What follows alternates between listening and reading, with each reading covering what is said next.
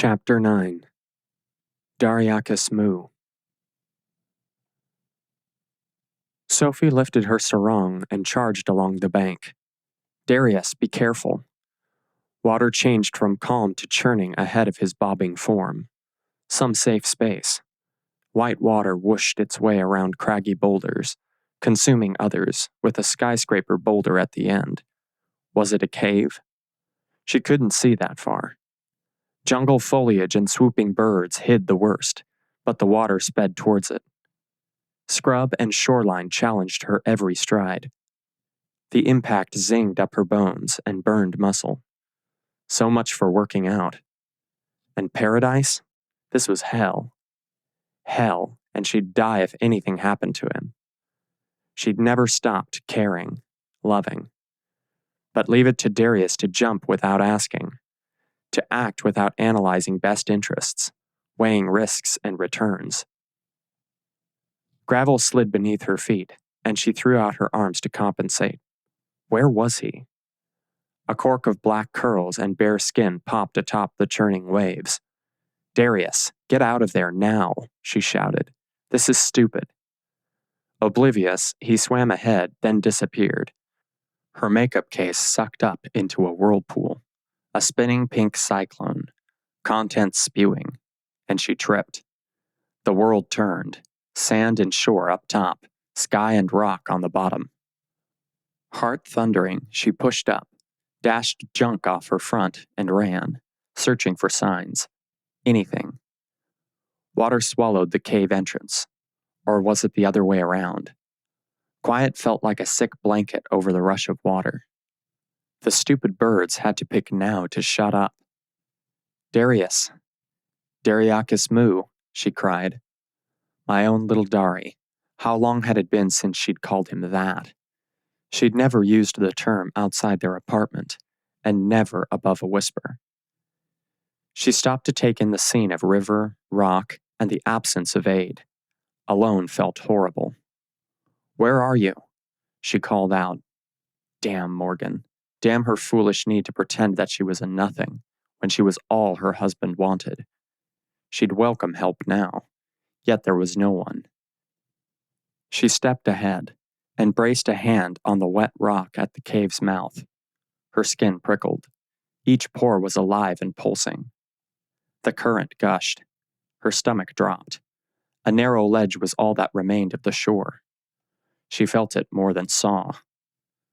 Tiny crumbles beneath her toes set her fear on high, but anger fell away like the rocky shelf yielding to futures.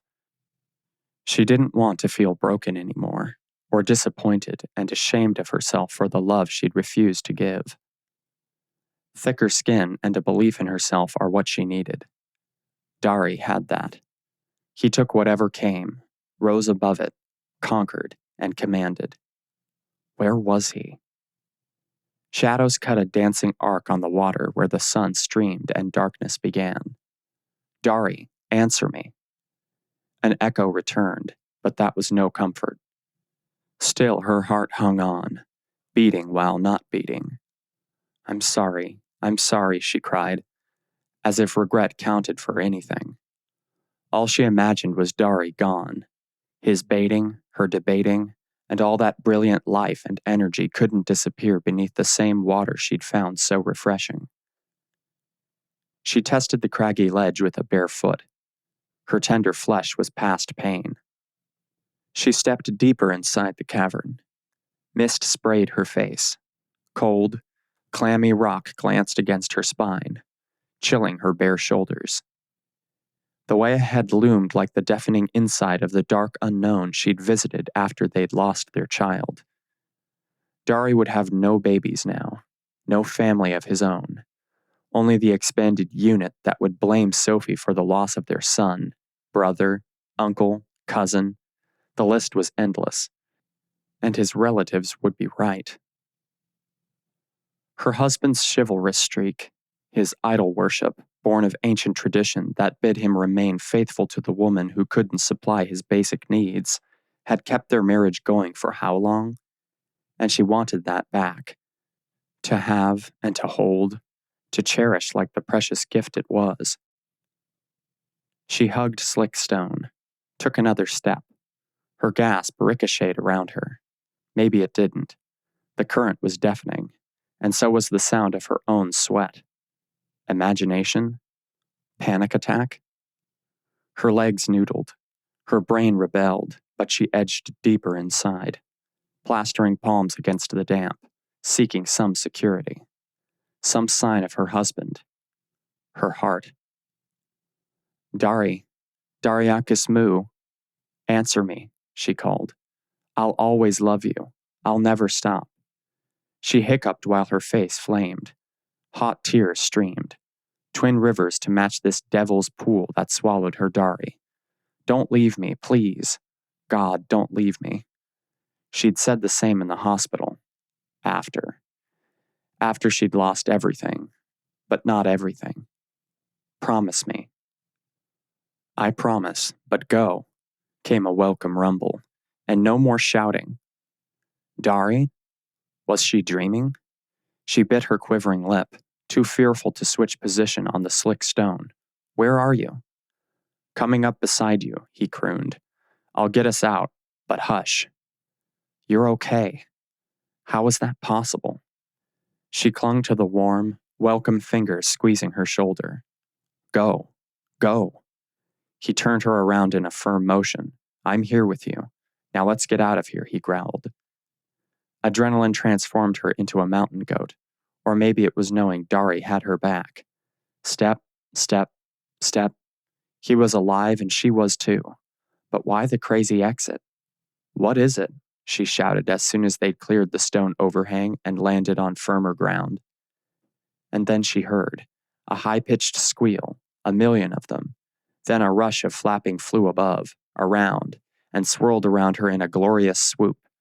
Bats. Darting this way and that, they formed a cloud. Each bat took what seemed like a unique course, and yet together they appeared graceful. She couldn't look away, but Darius, smacking the air with her pink makeup case, commanded attention. What is so funny? He demanded. She couldn't help laughing. Stop it, you'll hurt them. Better them than us. He gave a sharp nod as he were warding off atomic bombs. You think I'm joking? This is why I didn't respond to you. It's not funny, Sophie. No, not at all.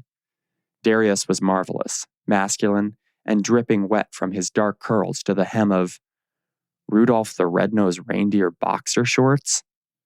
Water distorted the supporting cast, plastered this way and that. What are those? Underwear. Yes, I can see that, but why are you wearing them? She'd suspected he'd bronze his son's first pair of tighty-whities. He was such a fan. Sophie, please. Take your bag and let's return to camp. The swarm thinned, but some latecomers glanced overhead. Darius scowled on cue. He dipped his head while trying to look like he wasn't. Camp? To do what? She wondered, retrieving the Fiji Christmas ornament that washed up on shore. Yes, I'm ravenous, and you are too. Don't tell me otherwise. Tell me about those first, or I'm not budging. I didn't buy them. I did, he answered swiftly, as if she'd get jealous. She may have an hour ago, although the pattern on his boxers didn't exactly say sexy. Why? You wanted to talk earlier, and I can't think of anything better. His gold chain took the brunt of her curious touches, for the moment. Darius wasn't certain he enjoyed the twist in conversation. He liked the way things were going before his underwear brought up the subject of babies. Darius. He'd live on nothing else if Sophie was willing to keep feeding him, forget having children. His wife, however, deserved an explanation, and after her avowal of love, he couldn't deny her. I like to breathe, he said. The cartoon motif reminded him of happier times. Since when? Since you left, he frowned, plucked at the offending article clinging to his package, and frowned again. I wanted to be ready if you came home, he admitted. She'd dragged the whole truth out anyway, and there had been too much between them for too long. I know I'm not supposed to have any problem, but you never know. It could have been me, partly, after they'd conceived before, but still. Who knows? I'm just glad we're talking. She tucked her chin. A prelude to something else? I didn't say that. I did. Birds shrieked, and she grinned. Come here. Darius stepped toward her crooked finger, then lifted a lock of her hair. He brushed his lips against the tip and stared into crystal blue eyes. His only focus as she handed him the glittery ornament. Then she wrapped damp arms around him, slowly, one and then the other, cinching tight while the rest of what he needed moved into kissing range. What about my family? He groaned. Buy this island, and we'll have the distance we both need. Seclusion. Don't tease me. I need you. His only wish for Christmas and every moment thereafter. Not just for a night. Fifitsamu, my little Fifi. Will you be mine? I am yours. She tugged the curl fallen across his brow and kissed his forehead. But you like teasing and soft skin. Her light smile vanished beneath a smoky shake of her head, and he was lost. I do too. So, we'd best get you out of those damp things. I know how your skin chafes. Sophie was unsure what tomorrow would bring, but tonight was completely covered. Hold this.